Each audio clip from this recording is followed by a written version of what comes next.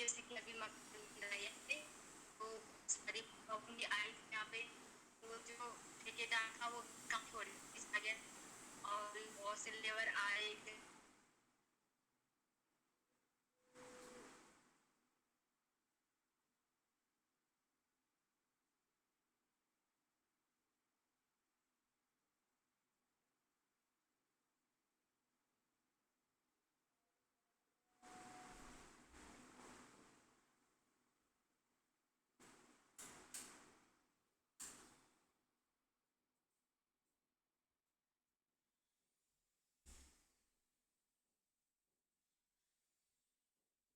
आवाज़ कट गई।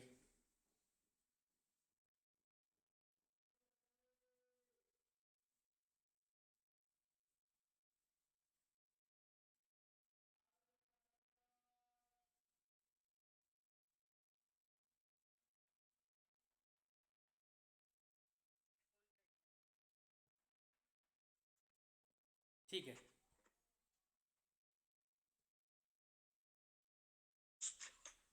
जो माइक लग रखा है ना। हाँ,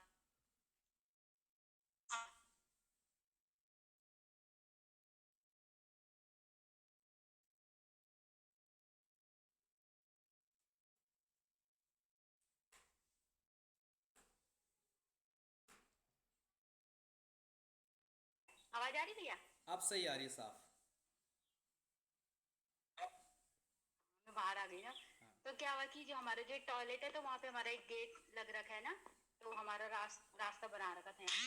तो जो हमारे बगल में रहते हैं उन्होंने वो रास्ता बंद कर दिया था हमारा, कि यहाँ से नहीं जाना है तुमने।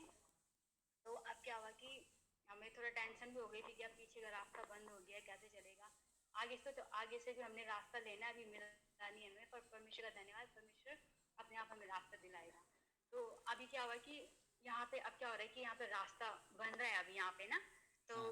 वो आए, प्रधान आए यहाँ पे देखने के लिए, रास्ता रुस्ता देखने के लिए आए यहाँ पे। तो जमीन जमीन नाप रहे थे यहाँ पे। तो उन्होंने हमारा रास्ता बंद कर दिया। तो परमेश्वर का धन्यवाद कि उन्होंने हमारा रास्ता खोल दिया ना, परमेश्वर ने वहां पे हमारा रास्ता बना दिया।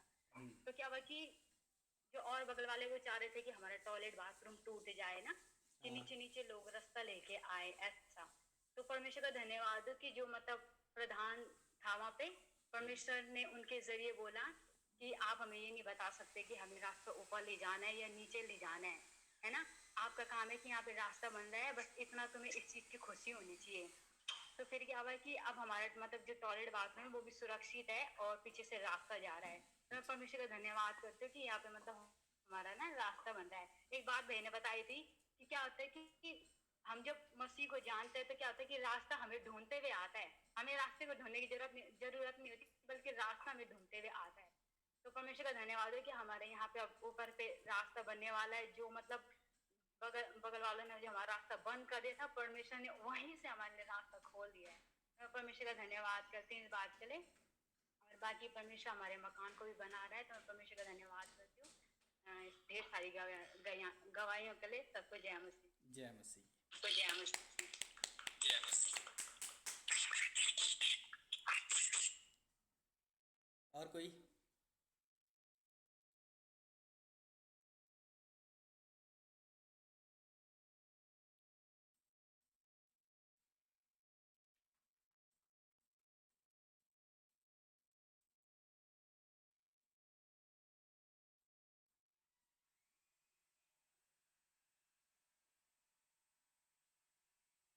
अच्छा, आप सबको पता है कि आज सुबह सुबह परमेश्वर ने दो गिफ्ट आपको दिए।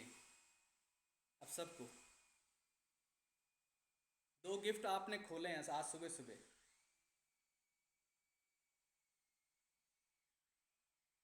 पता है, दो गिफ्ट खोले आपने सुबह। आपकी ये दो आंखें जो परमेश्वर ने सुबह सुबह खोली हैं, ये दो गिफ्ट आपने हर रोज आप खोलते हैं। आप सोचिए, अगर परमेश्वर इस गिफ्ट को आपको न भेजे तो एक दिन हो सकता है कि हमारी आंखें खुले ही ना। ये हमारे जीवन की सबसे बड़ी गवाही है कि रोज परमेश्वर हमें गिफ्ट देता है, रोज सुबह, जिसको हम ओपन करते हैं। परमेश्वर का धन्यवाद हो। और किसी के पास कुछ गवाही है? देखिए कितनी छोटी सी बात है, लेकिन हम गवाही के रूप में शेयर कर सकते हैं इस बात। हाँ ठीक है।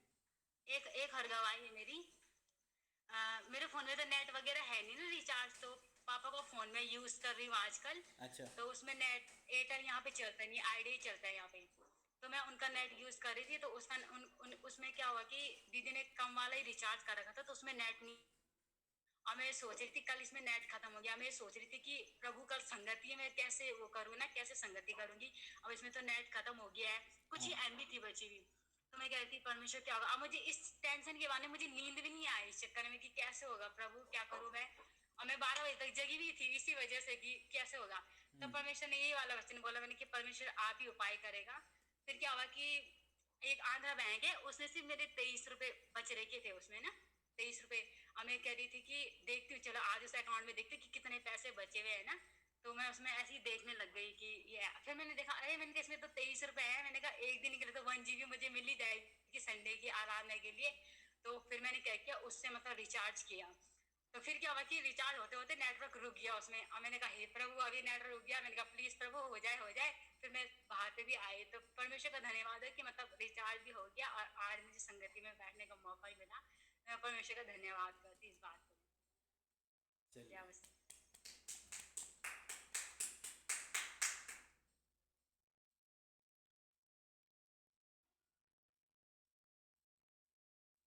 रॉबिन,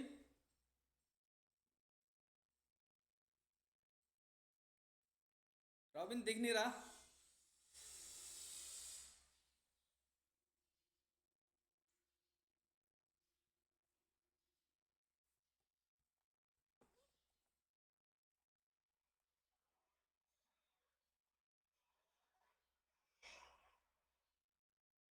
ठीक है।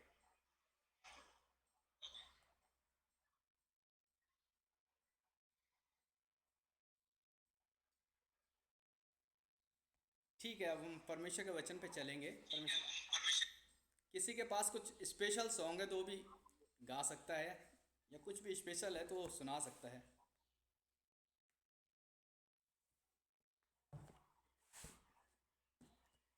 है किसी के पास कुछ स्पेशल जिसको बोलना चाह रहा, सुनाना चाह रहा है?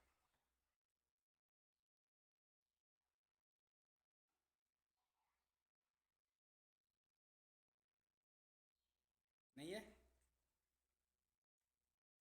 किसी के पास है जिसके अंदर से उबाल आ रहा तो वो निकाल दे बाहर। अगर नहीं आ रहा किसी का तो बैठा रहे।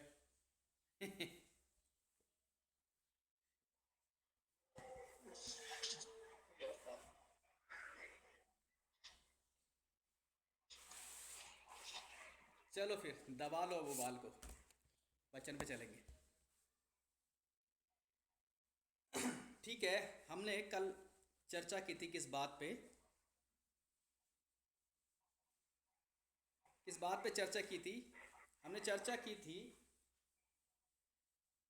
मनुष्य के पापी हो जाने का, और उसके बाद परमेश्वर ने उसको कहा कि मैं इसको बना के पछताया हूँ, है ना। जिसको उसने बड़े अपने हाथों से जिसको बनाया था, जिस इंसान को, और जिसको तैयार करके उसने बोला था परमेश्वर ने कि बहुत अच्छा है, जिसको बना के परमेश्वर ने बोला था कि बहुत अच्छा है, बहुत सुंदर है, उसको उत्पत्ति की किताब में कहता है परमेश्वर कि मैं इसको बना के क्या हूँ, पछताया हूँ, मैं इसको बना के मुझे दुख हुआ है, और अब मेरे को इसके ख़त्म करने का प्रश्न मेरे सामने है ना।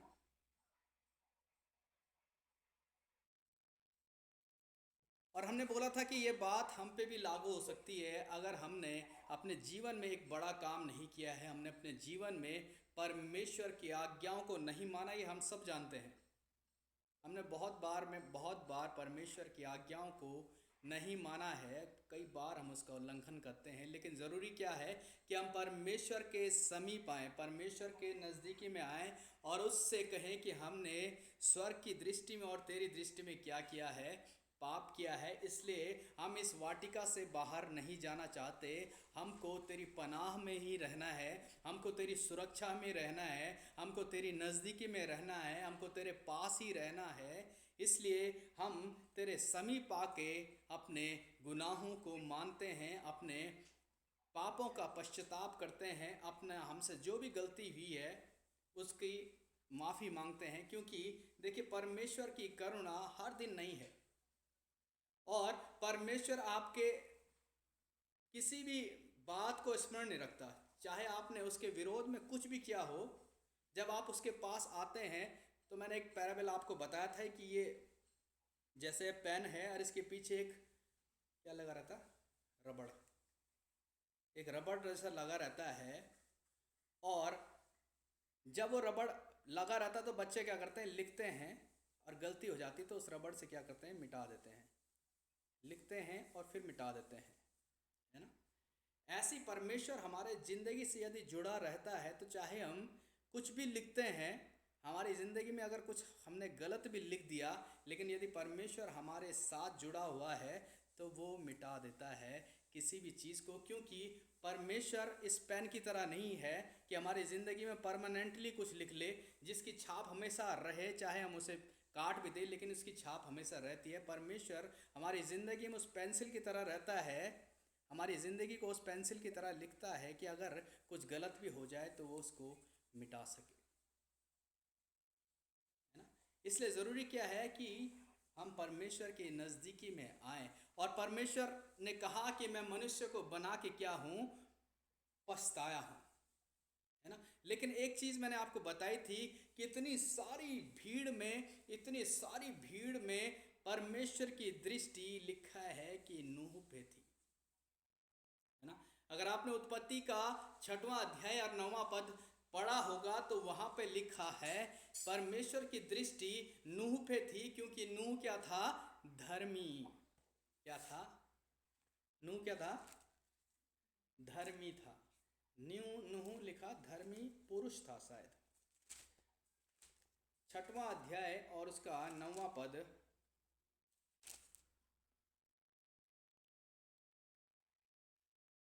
देखो 5 से पढ़ लो कोई, है 6वां अध्याय उसका 5वें पद से पढ़ लो और 7 तक।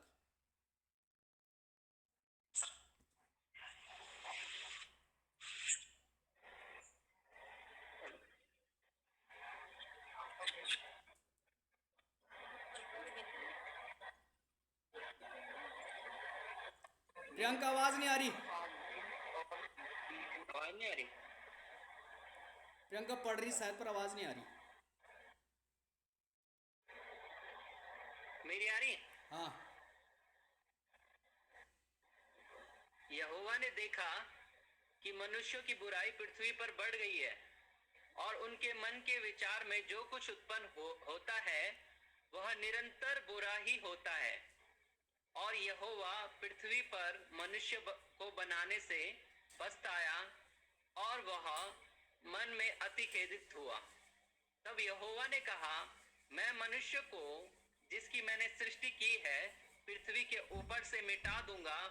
क्या मनुष्य, क्या पशु, क्या रेंगने वाले जंतु, क्या आकाश के पक्षी, सबको मिटा दूंगा, क्योंकि मैं उनके बनाने से पछताता हूँ। 8वां भी। परंतु यहोवा के अनुग्रह की दृष्टि नूह पर बनी रही। हाँ, देखिए परमेश्वर सब कुछ बनाने से क्या हुआ, पछताया। उसने कहा मैं सब कुछ ख़त्म कर दूंगा, इस दुनिया में जो चीज़ें हैं उनको सबको मिटा दूंगा। लेकिन परमेश्वर की दृष्टि नूह पर बनी रही। ये मानो ऐसा है कि उत्पत्ति के पहले अध्याय के पहले पद से और दूसरे पद के बीच की कहानी हो, है ना। और सब कुछ परमेश्वर ने क्या कर दिया, मिटा दिया, है ना। लेकिन परमेश्वर की दृष्टि नूह पर बनी हुई थी। परमेश्वर की दृष्टि नूह पर बनी हुई थी। क्यों? क्योंकि वचन कहता है 9वें पद में कि नूह धर्मी पुरुष और अपने समय के लोगों में खरा था। नूह परमेश्वर ही के साथ साथ चलता था, है ना। ये देखिए, ये जो राय है, ये राय किसकी राय है, ये किसकी विचार है? ये परमेश्वर का विचार है। ये हमारी राय नहीं कि नूह धर्मी पुरुष था, या यस लिखने वाले किसने लिखा है, किसने लिखा ये उत्पत्ति की किताब? मूसा ने। मूसा ने। ये राय मूसा की भी नहीं है कि जो ये कह रहा है कि परमेश्वर की दृष्टि में नूह क्या था, धर्मी था, क्योंकि ये पवित्र शास्त्र है और ये पवित्र शास्त्र परमेश्वर के प्रकाशन में लिखा गया है। ये परमेश्वर के मन की बात है कि नूह क्या था, धर्मी पुरुष था, है ना। इसलिए नूह धर्मी था, नूह खरा था, नूह परमेश्वर के संग था, संग संग चलता था। ये राय ना तो आपकी है, ना मेरी है, ना इसको लिखने वाले की है, बल्कि ये राय परमेश्वर की है। और क्या हुआ फिर उत्पत्ति उसका 6वां अध्याय और 13वें पद में, तब परमेश्वर ने नूह से कहा, 13वां पद पढ़ रहा हूं, तब परमेश्वर ने नूह से कहा, सब प्राणियों के अंत करने का प्रश्न मेरे सामने आ गया है, क्योंकि उनके कारण पृथ्वी उपद्रव से भर गई है, इसलिए मैं उनको पृथ्वी समेत नष्ट कर डालूंगा। है ना। देखिए कितनी अच्छी बात बोली परमेश्वर ने ना। ये अच्छी बात है कि सब प्राणियों का अंत करने का समय मेरे सामने आ गया। ये अच्छी बात है, कोई रिएक्शन नहीं किसी का, है ना। आपको ये अच्छी बात लग रही है ना। ये कितनी गंभीर बात है कि परमेश्वर जो सृष्टि का रचयिता है, जिसने अपने हाथों से इस सारी रचना को बनाया था और बिल्कुल 7 दिन काम किया था, इतना काम किया था, 6 दिन के 7वें दिन उसको आराम करना पड़ा। वो कह रहा है कि मैं इस सृष्टि को नाश करना चाहता हूँ। इस बात में कितना परमेश्वर का दुख है ना। इस विचार में कितना दुख है। नूह के पास परमेश्वर आके कहता है कि मैं इस सृष्टि को नाश करना चाहता हूँ, है ना। लेकिन एक बात परमेश्वर कहता है, लेकिन मैं तुझ पर और तेरे घराने पर क्या करूँगा, दया करूँगा, है ना। मैं तुमको नहीं मारूंगा, तुम्हें कुछ नहीं होगा। परमेश्वर नूह से इस बारे में बात करता है, क्योंकि परमेश्वर नूह से प्रेम करता था। और प्रेम किस लिए करता था, क्योंकि नूह धर्मी था, नूह खरा था, नूह परमेश्वर के संग संग चलता था, है ना। परमेश्वर के नूह के पास आता है और कहता है, सब प्राणियों का अंत करने का प्रश्न मेरे सामने आ गया है, इसलिए तू क्या कर, इसलिए तू मेरी सहायता कर और मेरा एक काम कर, मैं तेरे घराने के बचाऊंगा। इसलिए तू क्या कर, एक जहाज बनाना, एक जहाज बनाना। और वचन बताता, आप पढ़ लेना, इतना समय नहीं है। वचन बताता है कि परमेश्वर ने नूह को सिर्फ इतना ही नहीं कहा कि एक जहाज बनाना, बल्कि वचन बताता है कि परमेश्वर ने नूह से बातचीत की और उसको कहा कि एक बहुत बड़ा कन्वर्सेशन नूह के साथ हुआ। एक बहुत लंबी चौड़ी बातचीत परमेश्वर और नूह के बीच में होती है, जिसमें परमेश्वर नूह को बताता है कि जहाज की लंबाई, चौड़ाई, ऊंचाई, गहराई कितनी होनी चाहिए, किस लकड़ी का बनना चाहिए, उसमें कितनी खिड़की होगी, छत कैसी होगी और द्वार कैसा होगा, पहला खंड, दूसरा खंड, तीसरा खंड, बहुत सारी चीज़ें इसमें हैं, बहुत सारे भेद की बातें इसमें हैं। परमेश्वर सबके ज्ञान को खोलेगा अगर आप पढ़ेंगे इसको, है ना। और उत्पत्ति उसका 6वां अध्याय 22वें पद में लिखा है, तब परमेश्वर की आज्ञा के अनुसार नूह ने ऐसा ही किया, है ना। परमेश्वर की आज्ञा के अनुसार नूह ने किया, है ना। परमेश्वर की आज्ञा के अनुसार, वही आज्ञा की तो बात हम बात कर रहे हैं। परमेश्वर की आज्ञा को नूह ने माना और जैसा परमेश्वर ने कहा था वैसा ही कहा, है ना। बड़ी अद्भुत सी बात है ये कि परमेश्वर ने जो कहा नूह ने वैसे ही किया, क्योंकि उस ज़माने में बहुत अलग समय था, है ना। अगर नूह की जगह आज के उस दौर में हम होते तो हमारा सवाल सबसे पहले ये होता है कि ये जहाज क्या होता है, ये जहाज क्या हो भैया, है ना। ये तो ना मैंने कभी सुना ना कभी देखा।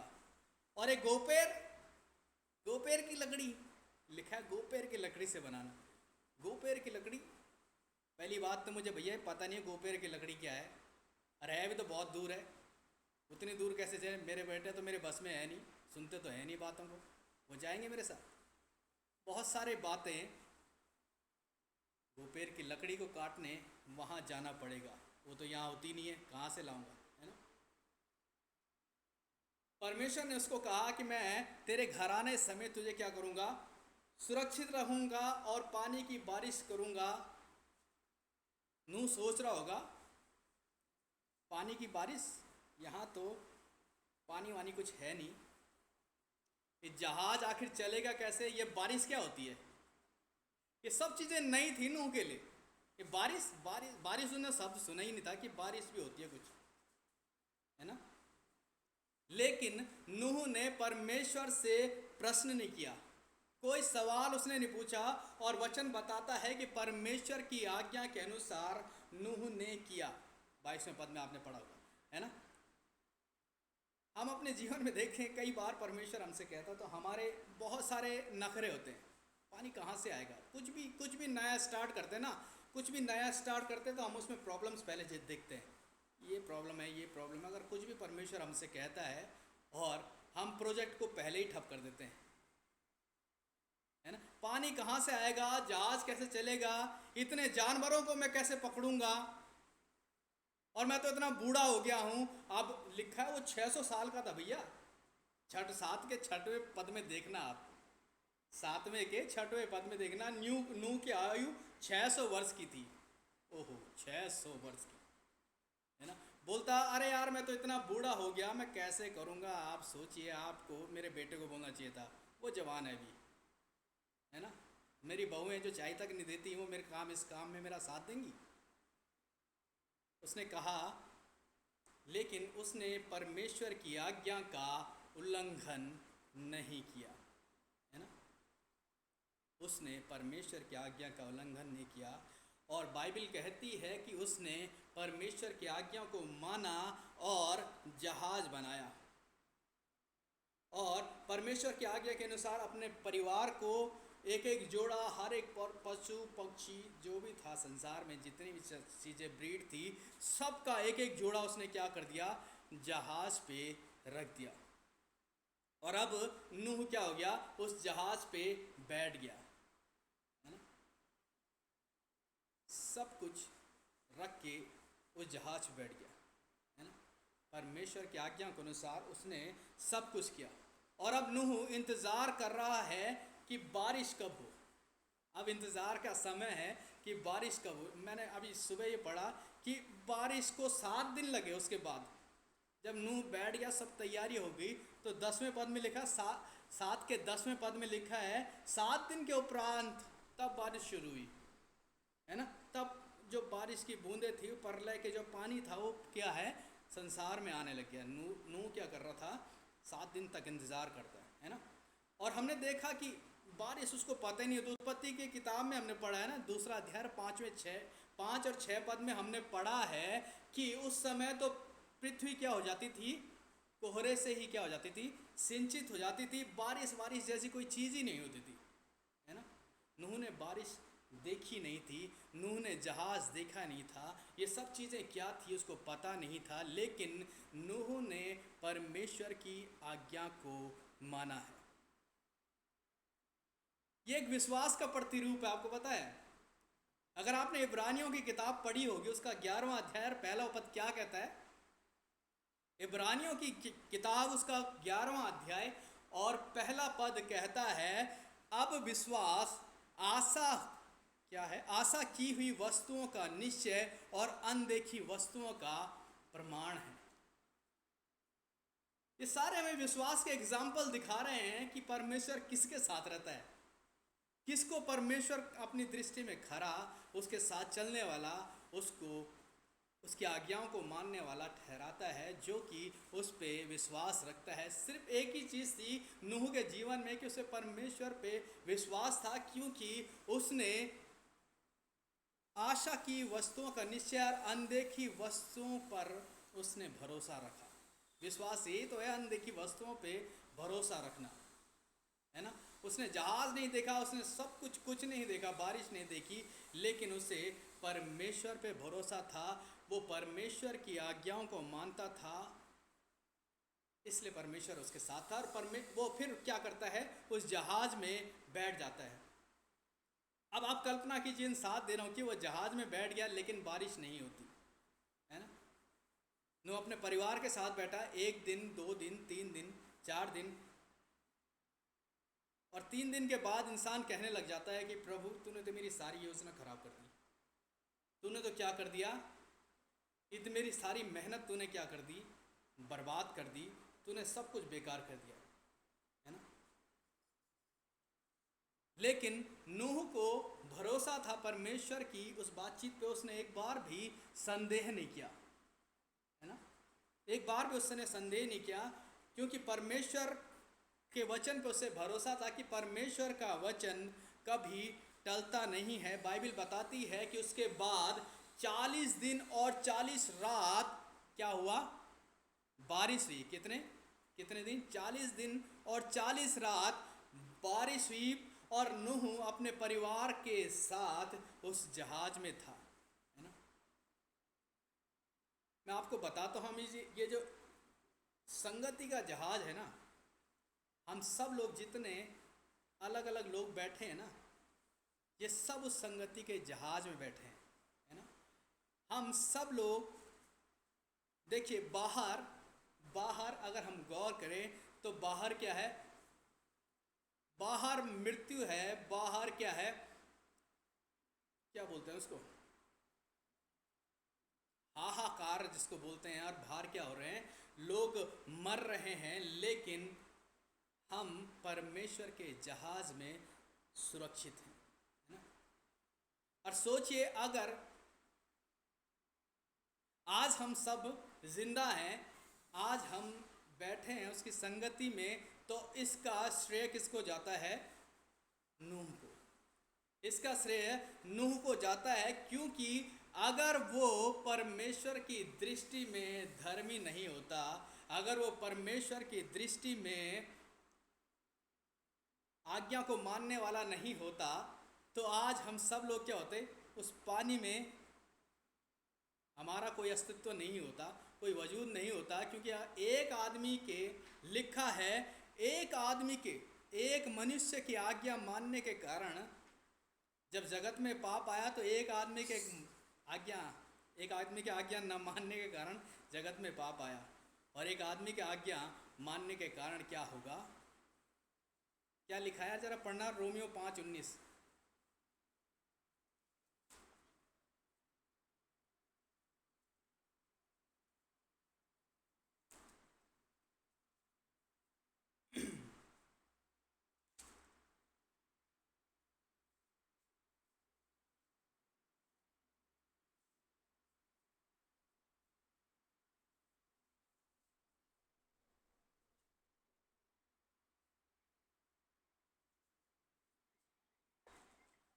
क्योंकि जैसा एक मनुष्य के आज्ञा न मानने से बहुत लोग पापी ठहरे, वैसे ही एक मनुष्य के आज्ञा मानने से बहुत लोग धर्मी ठहरेंगे। हाँ, देखिए, फिर से परमेश्वर ने एक प्रतिरूप दिखा दिया यीशु मसीह का, है ना, कि एक आदमी के आज्ञा न मानने के कारण क्या हुआ, सारा जगत क्या हो गया, पाप में आ गया। जिसके बारे में हमने पढ़ा, आदम के बारे में हमने पढ़ा है कि उसकी आज्ञा न मानने के कारण क्या हो गया, मृत्यु जगत में फैल गई। लेकिन एक आदमी के आज्ञा मानने के कारण आज हम सब, हमारा कोई अस्तित्व है, हमारा कोई वजूद है। क्योंकि एक आदमी अगर नूह धर्मी नहीं होता तो सारी दुनिया खत्म हो जाती है, और परमेश्वर के वचन के अनुसार उसने कहा मैं इस पूरी दुनिया को नाश कर दूंगा। लेकिन एक व्यक्ति पे परमेश्वर की दृष्टि थी, है ना। एक नूह की वजह से परमेश्वर ने मौका दिया मनुष्य जाति को, क्योंकि नूह आज्ञाकारी था, और कुछ बड़ी बात नहीं थी, और कुछ ऐसा नहीं था कि बहुत स्मार्ट था, वो बहुत तेज़ पहाड़ चढ़ जाता था, या बहुत तेज़ कारपेंटर था, बहुत कुशल कारीगर था, ऐसा कुछ भी नहीं था। बस एक बात थी कि वो क्या था, आज्ञाकारी थी। देखो, एक अच्छे माहौल में आज्ञा मानना कोई बड़ी बात नहीं है कि हाँ हम रोज़ परमेश्वर की बातचीत सुन रहे हैं, लेकिन ऐसा विकट परिस्थिति में जहाँ सब लोग क्या हों, दारूबाज हों, जहाँ सब सिगरेट पी रहे हों, जहाँ सब बहुत बुरे बुरे काम कर रहे हों, जहाँ सब इस तरीके के गतिविधियों में हो, वहाँ पे एक आदमी अगर परमेश्वर की बातचीत को सुनता है, परमेश्वर की संगति में बना रहता है, तो वो परमेश्वर की दृष्टि में अलग से चमकेगा ही चमकेगा। वो अलग से परमेश्वर को दिखाई देगा, क्योंकि जब सराउंडिंग आपके अनुकूल ना हो, जब सब कुछ विरोध में हो, ऐसे में एक आदमी है जो परमेश्वर पे जिसकी आशा है, एक आदमी है जो परमेश्वर की दृष्टि में आज्ञाकारी है। और परमेश्वर का वचन बताता है कि परमेश्वर की आज्ञाओं को नूह मानता था, है ना। इसलिए परमेश्वर का वचन हमारे लिए कहता है कि परमेश्वर की आज्ञाओं को मानना भला है। जो कोई आज्ञा को मानता है वो आशीष पाता है। ये सब परमेश्वर के वचन में लिखा है। और आज्ञा मानने वाले कभी लज्जित नहीं होता। और जो परमेश्वर पे विश्वास करेगा वो परमेश्वर की महिमा को देखेगा। परमेश्वर पे विश्वास करने का मतलब है परमेश्वर की आज्ञाओं को मानना, है ना। परमेश्वर ने जो कुछ हमसे कहा है उस पे विश्वास करना, ये परमेश्वर की आज्ञाओं को मानना है। ये हमें नूह की कहानी बताती है कि जो कुछ परमेश्वर ने उससे किया, उसने उसके अनुसार किया। इसलिए परमेश्वर की दृष्टि में नूह एक धर्मी पुरुष था, एक विश्वासी था, है ना।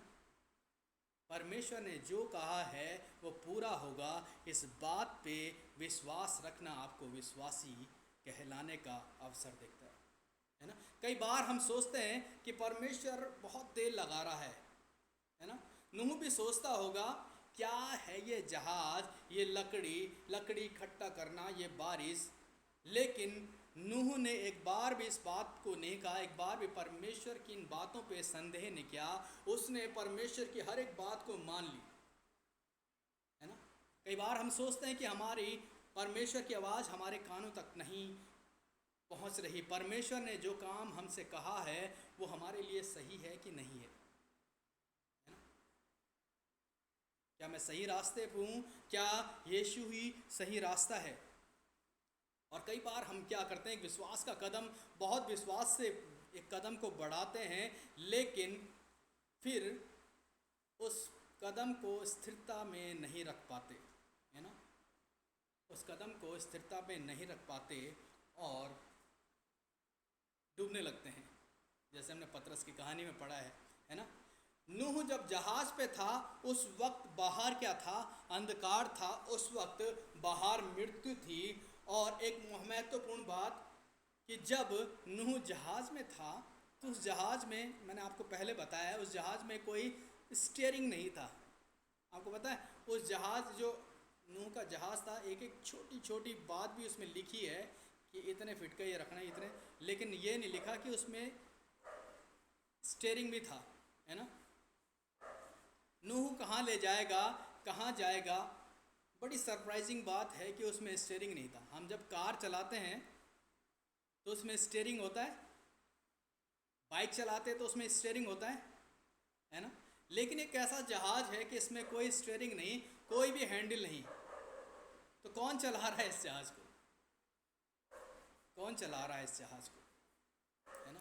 इस जहाज को परमेश्वर चला रहा है, क्योंकि परमेश्वर अपना काम करना जानता है। परमेश्वर को पता है कब आपको दाएं मोड़ना है, कब आपको बाएं मोड़ना है ना। अपनी ज़िंदगी को इसी तरीके से रखिए कि उसमें कोई भी स्टीयरिंग मत रखो कि अपने हिसाब से उसको मोड़ना शुरू कर दो।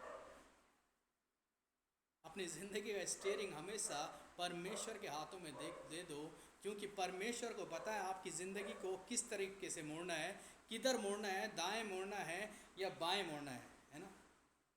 और मैं एक चीज़ आपको बता दूं, परमेश्वर आपको कुछ भी चीज़ देने में कभी देरी नहीं करता, है ना। क्योंकि परमेश्वर के वचन में आपने सुना होगा, पढ़ा होगा, उसने कहा मैं द्वार पर खड़ा हूँ, है ना। मैं द्वार पर खड़ा हूँ। और हम कहते हैं प्रभु आप देर क्यों कर रहे हो, हमें तो कुछ दिखाई नहीं दे रहा, आप कहाँ हो। लेकिन परमेश्वर कहता है कि मैं द्वार पर हूँ, है ना।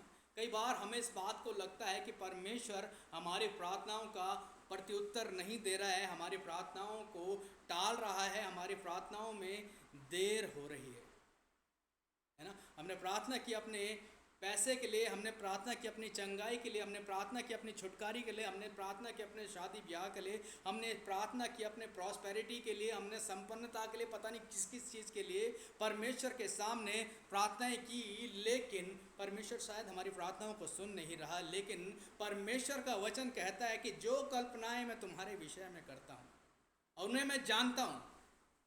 आप नहीं जानते आपके विषय में क्या कल्पनाएं हैं परमेश्वर की, उन्हें परमेश्वर जानता है, आप नहीं जानते। इसलिए अपना स्टीयरिंग अपने हाथ में मत रखो। परमेश्वर आपके जीवन के लिए कल्पनाएं करता है और उन्हें वो जानता है और कहता है कि वो लाभ की है, वो हानि की नहीं है ना। वो और लास्ट में लिखा है कि अंत में तुम्हारी आशा को पूरी करूँगा। वो हमारी आशाओं को पूरा करना जानता है। वो आपको इग्नोर नहीं करता, वो आपको टालता नहीं है ना। इतनी इस सारी गैलेक्सी में देखिए कितने कितने सारे ग्रह हैं, कितने सारे बहुत सारे तारा गण हैं, पता नहीं क्या क्या बाइबल में लिखा है, वैसे भी आप सब जानने वाले हैं। परमेश्वर कितना बिजी है इन चीज़ों में, है ना, कि सूरज वहाँ उगेगा, तारे को वहाँ भेजना है, और अभी यहाँ उजाला है तो उस साइड अभी अंधेरा करना है, और यहाँ सूरज लाना है, वहाँ चांद लाना है, इस ग्रह को वहाँ भेजना है, फसल उगानी है, मौसम बदलना है, कितने सारे काम हैं परमेश्वर के, है ना। हमारे पास अगर 8-10 काम एक साथ आ जाएं तो हम कितना परेशान हो जाए। एक काम से ही हम परेशान हो जाते हैं। उफ, दिन भर हमें झाड़ू पोछा ही करना पड़ता है, कब तक चलेगा पता नहीं, ऐसा है ना। लेकिन क्या है, एक काम से ही हम परेशान हो जाते हैं। परमेश्वर के पास कितने सारे काम है ना, कितने सारे काम हैं, कितने सारे देश और उन देशों की चिंताएं, कितनी सारी समस्याएं। बसें ठीक समय पे चलानी है, ट्रेन ठीक समय पे चलानी, हवाई जहाज ठीक समय पे चलाने हैं, समुद्र के सिवाने बांधने हैं कि भैया इससे आगे मत आना, है ना। और आप सोचते होंगे कि हो सकता है परमेश्वर अभी दूसरे कामों में है ना, परमेश्वर अभी दूसरे कामों में है, वो शाम को लौटेगा या कल मेरे बारे में सोचेगा। लेकिन परमेश्वर इतना महान है कि आपके इतने सारे कामों के बावजूद भी परमेश्वर आपको स्मरण रखता है, परमेश्वर आपको याद रखता है, हर एक को। वो जो पहली बार सुन रहा है उसको भी, और जिसने बहुत समय से सुनते हुए आया है उसको भी परमेश्वर एक समान याद रखता है। कहता है कि मैंने तेरा चित्र अपनी क्या हथेली में खोद के बनाया। आप जितने सारे यहाँ हो ना, जितने भी इस स्क्रीन में दिख रहे हैं, आप सबका चित्र परमेश्वर ने अपनी हथेली पे खोद के बनाया है। आपका चित्र परमेश्वर को याद है। परमेश्वर के पास हालांकि बहुत सारे काम हैं, लेकिन फिर भी आप में से प्रत्येक व्यक्ति को व्यक्तिगत रूप से परमेश्वर जानता है। हर एक को परमेश्वर व्यक्तिगत रूप से जानता है ना। हमारी सोच और परमेश्वर की सोच में, और हमारी चालों और परमेश्वर की चालों में आसमान और ज़मीन का फ़र्क है, आसमान और ज़मीन का अंतर है ना। हम कहते हैं परमेश्वर थोड़ा जल्दी, और परमेश्वर कहता है थोड़ा रुको। हम कहते हैं आज, और परमेश्वर कहता है अभी तक, अभी समय है ना। वचन कहता है कि परमेश्वर हमें पहले योग्य बनाना चाहते हैं। आप समझ रहे हो, परमेश्वर हमें पहले योग्य बनाना चाहता है ना। ये बात बिल्कुल सही है कि परमेश्वर के पास जो भी आता है वो योग्य नहीं आता। हम में से हर कोई परमेश्वर के पास एक अयोग्य स्थिति में आए। आपको पता है ना, वो जो सरमन ऑन माउंट हो रहा था, जब एक कोढ़ी उसके पास आया और उसने कहा कि मैं तो इस योग्य नहीं हूँ, उसने कहा मैं चाहता हूँ कि तो योग्य हो जाए, मैं चाहता हूँ कि तो शुद्ध हो जाए। और उसने उसका हाथ छुआ और तुरंत उसका डिस्फैंग, जो उसका हाथ पैर चल नहीं रहे थे, वो उसके हाथ पैर क्या हो गए, चलने लगे, वो फंक्शनल हो गया। परमेश्वर चाहता है कि जब हम उसके पास आए तो पहले वो हमारे को योग्य बनाता है, पहले वो हमको योग्य बनाता है ना। याद रखिएगा, कोई भी संसार में कोई भी अपने बच्चों को अधपका खाना नहीं खिलाता है ना।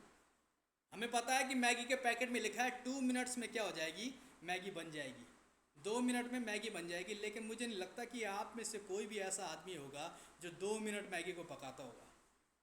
मुझे लगता है 5 मिनट से कम तो कोई मैगी को पकाता नहीं होगा, क्योंकि हमें डबल श्योर होना पड़ता है कि 2 मिनट में तो शायद ही अभी इसके नूडल्स बाहर से तो दिख रहे हैं पक गए, लेकिन अंदर से क्या है, इसको दबा रहे हैं तो ये भी हुआ नहीं है।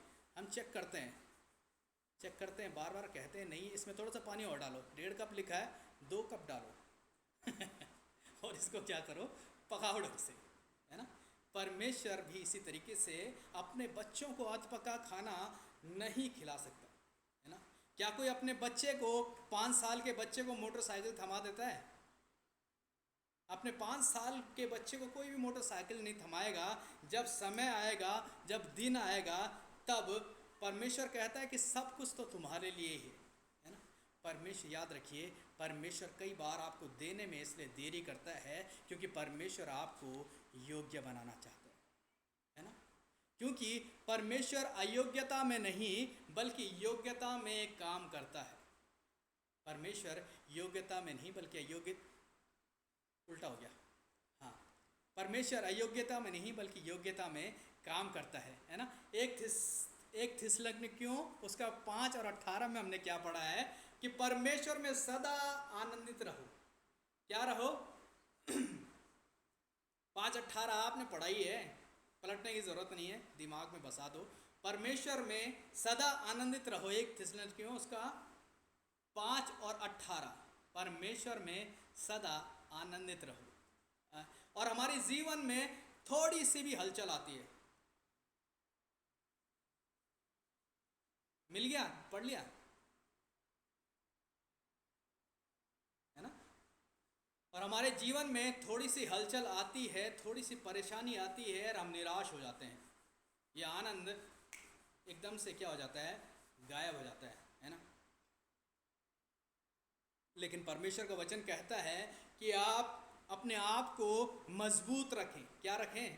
मजबूत। देखिए, परमेश्वर मजबूत लोगों को पसंद करता है, मजबूत। दाऊद में ऐसा कुछ नहीं था कि वो कुछ अलग था, लेकिन वो अपने भाइयों से तो अलग था क्योंकि वो मजबूत था।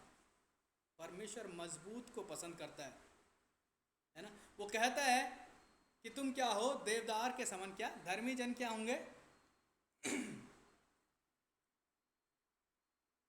हाँ, देवदार के समान क्या होंगे? पढ़ेंगे। आपको पता है देवदार क्या होता है? देवदार क्या होता है? सबसे लंबा नहीं, मजबूत होता है। देवदार की लकड़ी सबसे मजबूत होती है ना।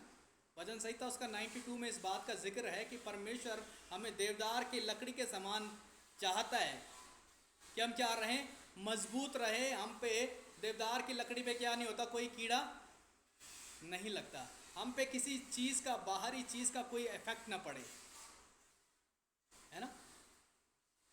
और बहुत सारी खूबियाँ मैंने आपको बताई थी एक बार देवदार के बारे में। अगर नहीं याद है तो मैं एक बार फिर से इस बात को बता दूंगा कि क्या क्या चीज़ें हैं। परमेश्वर हमें उस तरीके से चाहता है कि हम मजबूत रहें। इसलिए परमेश्वर का वचन उस यहोशू के पास आता है और बार बार कहता है, हियाव बांध और दृढ़ रहे, तेरा मन कच्चा ना हो। फिर दोबारा आता है, फिर बोलता है हियाव, बस इतना हो कि तू हियाव बांध और दृढ़ रहे। फिर तीसरी बात आता है, बस ये ध्यान रख, हियाव बांध और दृढ़ हो जा। बार बार परमेश्वर इस बात को बोलता है कि दृढ़ हो जा, है ना। और हम कई बार अपने सराउंडिंग से, कुछ हमारे जीवन में देरी होता है, इससे हम टूटने लग जाते हैं। लेकिन परमेश्वर का वचन कहता है हियाव बांध और दृढ़ रहते, है ना। हमने देखा कि हम अपने जीवन में कई बार परमेश्वर के कामों को भूल जाते हैं इस किसी कमज़ोरी की वजह से, है ना। बाइबल कहती है कि इजराइलियों ने स्वर्ग में मन्ना खाया। क्या किया? मन्ना खाया, और परमेश्वर उनको गुलामी से ले आया, लेकिन थोड़ी सी दिक्कतें उनके जीवन में उनको दिखने होने लगी, तो उनको परमेश्वर की योजना पे शक हो गया, परमेश्वर की योजना पे उनको शक हो गया और वो बड़बड़ाने लगे और भूल गए कि यही वो परमेश्वर है जो हमें आकाश से, जिसने मन्ना खिलाया, जिसने जंगल में से मार्ग को निकाला और जिसने समुद्र को दो भाग किया, वो परमेश्वर है। हम कैसे इस पे बड़बड़ा सकते हैं, है ना। कई बार हमारे जीवन में प्रॉब्लम्स आती है, हम परमेश्वर की महान कार्यों को भूल जाते हैं, ये भूल जाते हैं कि उसने हमारी सहायता कैसे की। इस चीज़ को स्मरण रखने के लिए परमेश्वर का वचन कहता है कि निरंतर प्रार्थना में लगे रहो। क्यों कहता है? क्योंकि ये एक अटैचमेंट है और इस बात को बार बार दोहराने का एक अवसर है कि परमेश्वर ने हमारे जीवन में क्या क्या किया है। हर एक बात में परमेश्वर का धन्यवाद करें, चाहे कितनी भी मुसीबत क्यों ना हो, चाहे कैसी भी परेशानी हो, चाहे कैसी भी तकलीफ हो। आप हमेशा याद रखें कि आपकी ज़िंदगी गाड़ी को चलाने वाला कौन है, आपकी ज़िंदगी को ड्राइव करने वाला, आपके ज़िंदगी का हाथ में, आपकी ज़िंदगी का स्टीयरिंग किसके हाथ में है ना। हो सकता है कि वो आपको दिखता नहीं हो, लेकिन नूह ने ये नहीं कहा कि जहाज चलेगा कैसे, मैं इसको दाएं लूं या बाएं लूं, है ना। परमेश्वर ने नूह से कहा था सिर्फ तू जहाज में बैठ जाना, सिर्फ तू जहाज में बैठ जाना, वो दाएं जाए या बाएं जाए इसका फैसला तो मुझ पर छोड़ दे, है ना। आपने देखा होगा जितने लोग उस जहाज में थे वो सुरक्षित थे। बाहर चाहे कैसी भी समस्या हो, है ना, बाहर चाहे कैसी भी चीख पुकार हो, कैसी भी समस्याएं बाहर हो, बाहर हम रोज़ हमारा एक मित्र है और रोज़ के रोज़ एक ग्रुप में अपडेट्स भेज देता है कोरोना वायरस के, है ना। उसको शायद ज़्यादा खौफ है इस बात का कि रोज़ के रोज़ इतने सारे केसेस बढ़ रहे हैं। रोज़ का एक समाचार पत्र मैं देखता हूँ, रोज़ एक ग्रुप में हमारा एक विश्वासियों का अविश्वासियों से भरा ग्रुप है, उसमें रोज़ के रोज़ कुछ इस तरीके के मैं देखता हूँ अपडेट्स, है ना।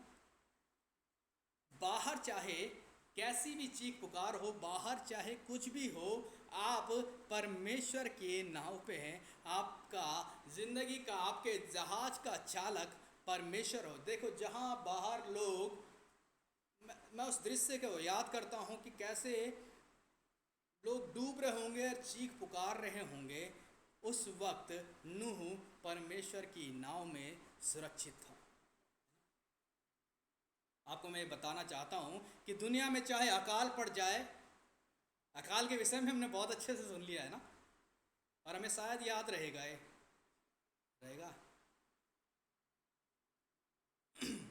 है ना, ठीक है। हमें शायद ये याद रहेगा कि अकाल में परमेश्वर ने कैसे हमारी सहायता की है ना। चाहे दुनिया में कितनी भी बुराइयां बढ़ जाए, अकाल पड़ जाए, कुछ भी हो जाए, लेकिन आप भाई सुन रहे हो, मनीष भाई सुन रहे हो, आप यीशु मसीह के नाम में सुरक्षित है। चाहे दुनिया में कुछ भी हो जाए, आप यीशु मसीह के नाम में सुरक्षित हैं। आप बाहर की परिस्थितियों को न देखें, आप परमेश्वर के नाव में सुरक्षित हैं। वो आपकी नाव को डगमगाने नहीं देगा। हमने आरती की गवाही में सुना ना कि जहाँ रास्ता नहीं था वहाँ रास्ता बन गया। ये परमेश्वर का काम है कि वो आपके लिए रास्ते निकालता है। जहाँ ये ऐसा है, जहाँ चाहा वहाँ राह, इन्होंने वहाँ चाहा और वहाँ इनको राह मिल गई। ये परमेश्वर करता है, जहाँ हम चाहते हैं वहाँ राह निकालते हैं, है ना। वो आपकी नाव को डगमगाने नहीं देगा, वो आपके पैरों को फिसलने नहीं देगा, क्योंकि कोई अदृश्य सामर्थ्य है जो आपके जीवन में निरंतर काम करती है। इस बात को आप महसूस करेंगे जैसे जैसे आप अपनी उम्र के पड़ाव में बढ़ते जाएंगे और अपने पिछले दिनों को याद करेंगे। जब आप किसी कठिन परिस्थिति में थे, तब आप इस बात को सोचेंगे कि वाकई परमेश्वर ने मुझे कैसे बचाया था उस समय। उस वक्त मुझे महसूस नहीं होती ये बात, उस वक्त पता नहीं चलता, लेकिन जब हमारी उम्र के 3-4 साल गुजर जाते हैं, 8-10 साल गुजर जाते हैं और हम क्या हैं, एक ऊंचे स्थान पे बैठ जाते हैं, तब हमें याद आता है कि परमेश्वर ने मुझे कैसे छुड़ाया वहाँ पे से, कैसे बचाया उस जगह से, कैसे मुझे सुरक्षित रखा, है ना, कैसे मुझे उभारा हर एक चीज़ को, है ना, क्योंकि एक सामर्थ्य तो है जो निरंतर आपके साथ आपके जीवन को बचाने के लिए तैयार रहती है ना। आपको क्या करना है, हर एक कठिन परिस्थिति में, हर एक परिस्थिति में परमेश्वर के हाथ के नीचे दीनता से बने रहे, परमेश्वर के बलवंत हाथ के नीचे दीनता से बने रहना है। परमेश्वर आपको अपने हाथ के नीचे सुरक्षित रखना चाहता है ना। परमेश्वर ने नूह से कहा था एक ही खिड़की बनाना, उसमें उस जहाज में एक खिड़की बनाना और बार बार बाहर मत झांकना उससे। कहीं ऐसा ना हो कि तेरा मन बार बार झांकने से क्या हो जाए, तेरे मन में हलचल पैदा हो जाए बार बार झांकने से, है ना। जब हम परमेश्वर की उपस्थिति में रहते हैं तो इस खिड़की से बार बार ना झांकें, क्योंकि बार बार बाहर झांकने से हमारे मन में क्या हो जाती है, हलचल हो जाती है। उसने कहा तू चुप करके अपने परिवार के साथ उसके अंदर बैठे रहना, भोजन की खाने की कुछ चिंता न करना, मैं तेरी सहायता करूँगा, है ना, और मैं तेरी नाव को चलाऊँगा, है ना। चाहे संसार में कितनी भी चुनौतियाँ आ जाए, है ना, कितनी भी लड़ाइयाँ हो जाए, कुछ भी हो जाए, कुछ भी बुराइयों से घिर जाए, लेकिन आपको पता होना चाहिए कि विश्वासियों की, परमेश्वर पे भरोसा रखने वालों की और उनकी परमेश्वर की आज्ञा मानने वालों की नाव का स्टीयरिंग परमेश्वर के हाथ में है और वो निश्चित रूप से ठिकाने पे पहुंचेगा ही पहुंचेगा, है ना, क्योंकि उसका चलाने वाला स्वयं परमेश्वर है। सो परमेश्वर का धन्यवाद हो इस बातचीत के लिए। मुझे आशा है कि आपको समझ में आया होगा और हम इस विषय पे उत्पत्ति की कहानियों को लेके और भी चर्चा करेंगे। हो सकता है 3-4 महीने लग जाएं, लेकिन बार बार खिड़की से बाहर मत झांकना, परमेश्वर आपको सहायता देगा। ठीक है, हम प्रार्थना करेंगे सुरेश के साथ।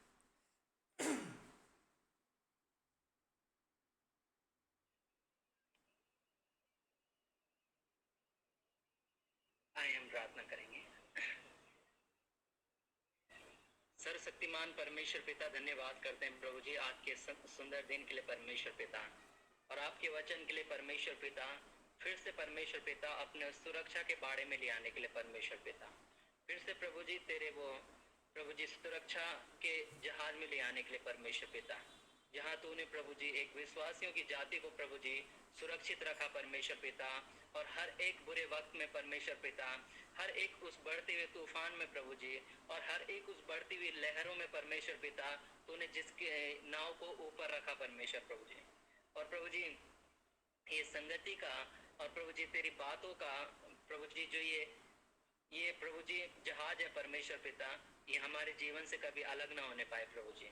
और हम प्रार्थना करते हैं परमेश्वर पिता, जैसा कि आज तेरे वचन से सीखा प्रभु जी, कि जो तूने प्रभु आज्ञा दी, जो तूने बातें उसे कही कि तू ये करना और ये बनाना, इस जहाज को इस रीति से बनाना, प्रभु जी नूह ने वो सारी बातें मानी परमेश्वर पिता, और इसी के कारण प्रभु जी संसार की सारी जातियों में केवल नूह ही एक ऐसा वंश निकला प्रभु जी, जिसके कारण आज हम तेरे नाम से संगति कर पा रहे परमेश्वर प्रभु जी।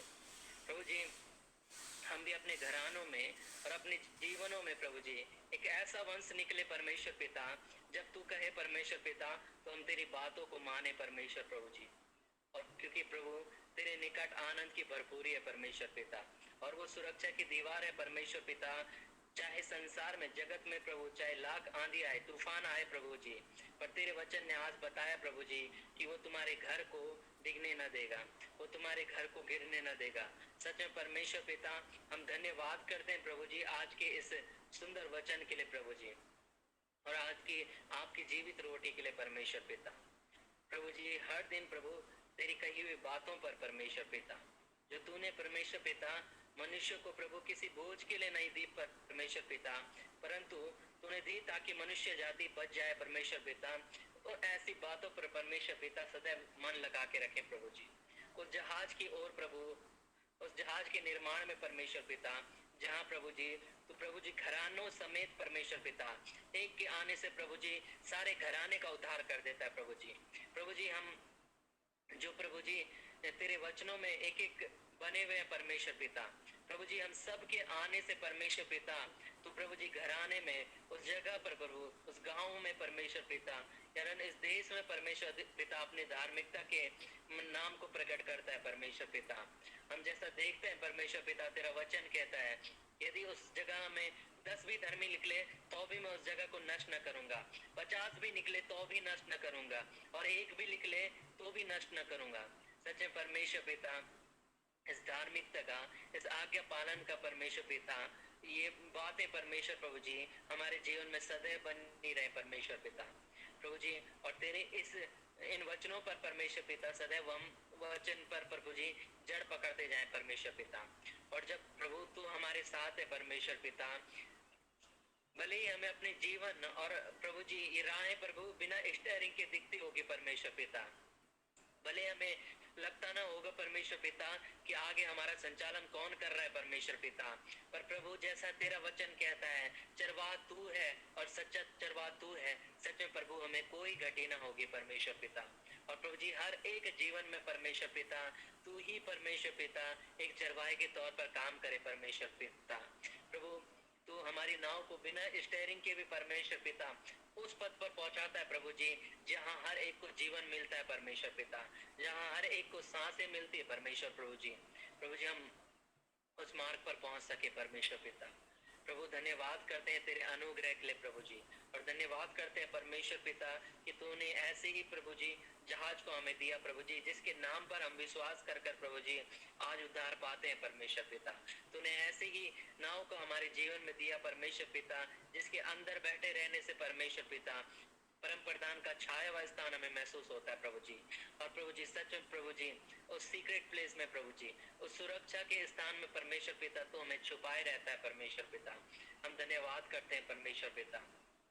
और प्रभु ऐसी कोई खिड़की हमारे जीवन में ना हो परमेश्वर पिता जिससे हम बाहर ताके परमेश्वर पिता और व्याकुल हो जाएं परमेश्वर पिता, बाहर क्या चल रहा है प्रभु जी और कैसा चल रहा है परमेश्वर पिता।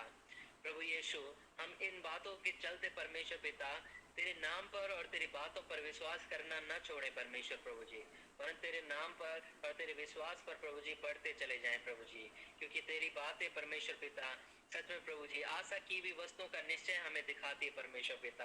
और प्रभु जी तेरे होने का प्रमाण प्रभु जी हम पर प्रकट करती है परमेश्वर पिता। हम धन्यवाद करते हैं परमेश्वर पिता। प्रभु हम प्रभु इस प्रकाशन के लिए प्रभु जी हर एक की बुद्धि समझ को प्रभु विचारों को परमेश्वर पिता विवेकों को खोल देते हैं परमेश्वर पिता। और प्रभु जी हाँ स्वीकार करते हैं परमेश्वर पिता अपने हृदयों को प्रभु जी तेरे इस बीज के लिए खोल देते हैं परमेश्वर पिता कि सदा तक हमारे जीवन में बैठा रहे परमेश्वर पिता, ताकि पीढ़ी दर पीढ़ी परमेश्वर पिता न केवल नूह बचा परमेश्वर पिता, नूह के घराने समेत परमेश्वर पिता लोग बचे प्रभु जी, उसके नाती पोते और बच्चों समेत लोग बचे परमेश्वर पिता। इसी रीति से प्रभु जी हमारी पीढ़ियों तर पीढ़ी परमेश्वर पिता तेरे नाम से तेरे अनुग्रह की अधीनता में परमेश्वर पिता तेरे नाम में बढ़ती चले जाए परमेश्वर प्रभु जी। धन्यवाद करते हैं परमेश्वर प्रभु जी।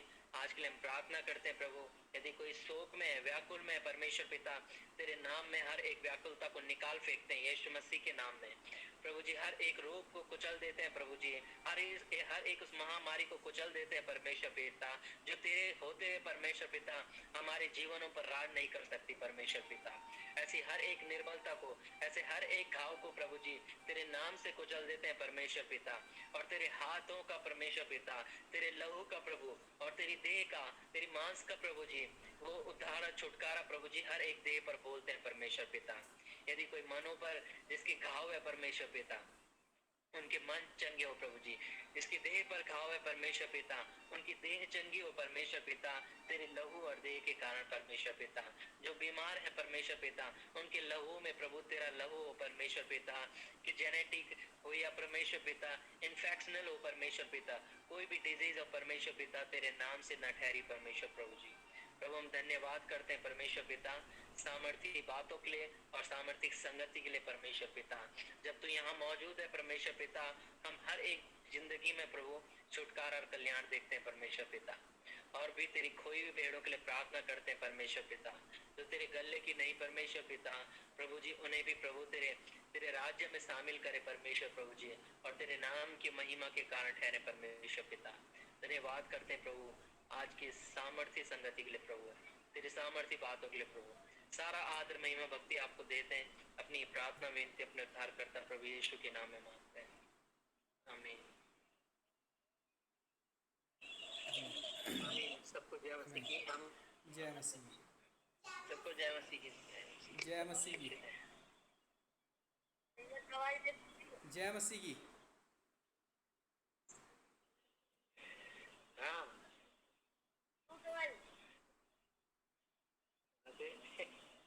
हाँ दे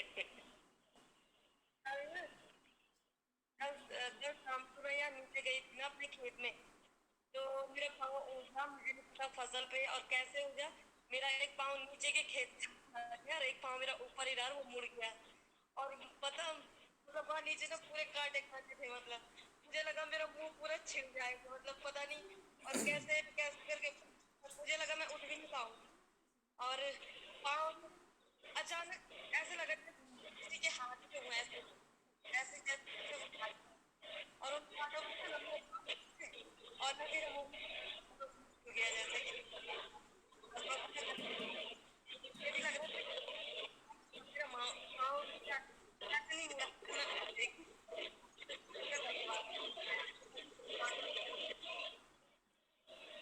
प्रभु का धन्यवाद, प्रभु का धन्यवाद। ठीक है। ठीक है। जय मसीह। जय मसीह की। सबको जय मसीह की।